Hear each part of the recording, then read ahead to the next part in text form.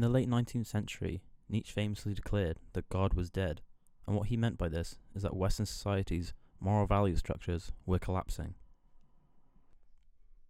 His ideas have become commonplace in contemporary society for better or worse. In his book, Thus Spoke Zarathustra, he introduces us to the idea of the Übermensch, an idea which I believe is thoroughly explored in the film Fight Club, 1999. Thus Spoke Zarathustra tells the story of a man who is weary of the weak-minded people of his time who blindly follow Christian morals and consider themselves good.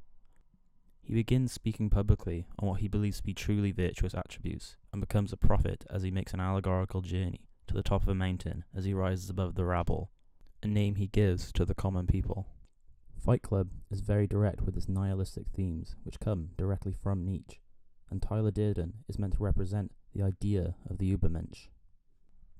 He is what the narrator believes to be the personification of ideal masculinity, and in Nietzschean terms, he is a pseudo-prophet who offers alternative modes of meaning in the absence of a Christian God.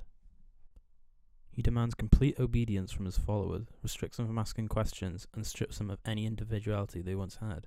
He takes on the role of a god to his followers, albeit an evil one, and molds them into puppets for his own radical ends. In his book, Nietzsche and the Nazis, Stephen Hicks discusses how the ideas pioneered by Nietzsche can lead to this process of radicalization and collectivist thought. It is no secret that Hitler was an admirer of Nietzsche, and this book addresses the reasons for and against the claim that Nietzsche's work was a precursor to National Socialism. As Hicks points out, the Nazis were collectivists in nature, and the members of Project Mayhem are all skinheads who give up their names and identities to help Tyler Durden with his vision. Although Tyler Durden's views align with the far left more than the far right, these principles still apply.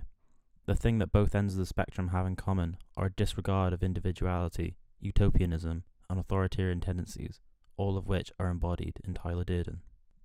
Tyler Durden's worldview stems from a hatred of Western capitalism and an existential angst caused by the supposed death of God, the former being something that almost any totalitarian regime throughout history has had in common with Durden. And it could be argued that a dictator is a man playing God, just like Tyler Durden.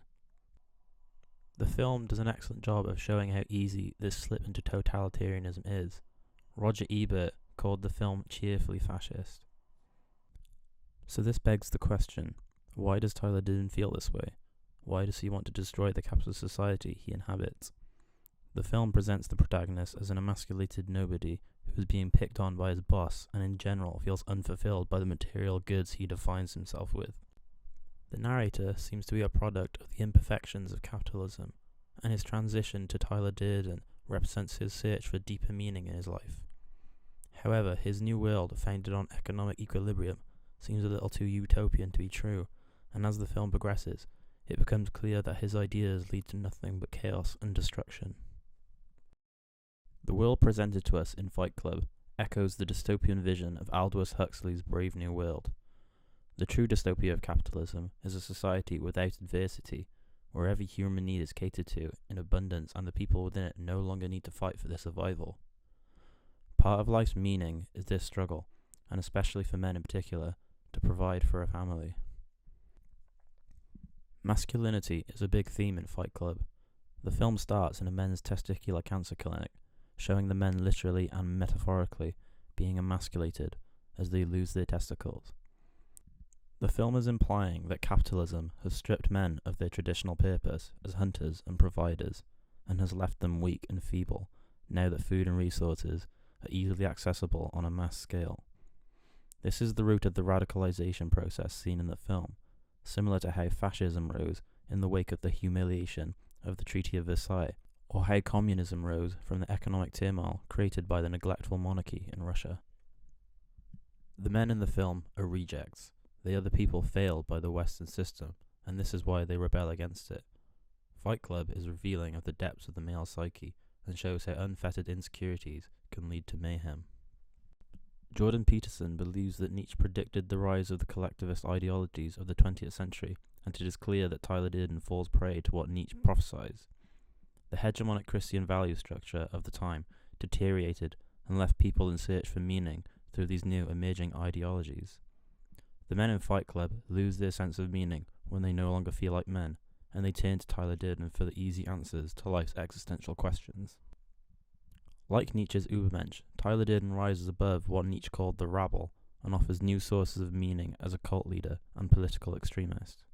However, the Übermensch in Thus Spoke Zarathustra is not depicted as a radical cult leader.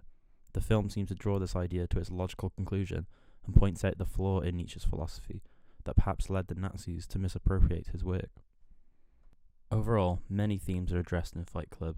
It is unique in its ability to offer a completely different interpretation to almost anyone who watches it, and its in-depth exploration of one of history's most influential thinkers. Tyler Durden is cinema's best representation of the Übermensch, and in his own words, "You were looking for a way to change your life. You could not do this on your own. All the ways you wish you could be, that's me. I look like you want to look, I fuck like you want to fuck, I am smart, capable, and most importantly, I'm free in all the ways that you are not.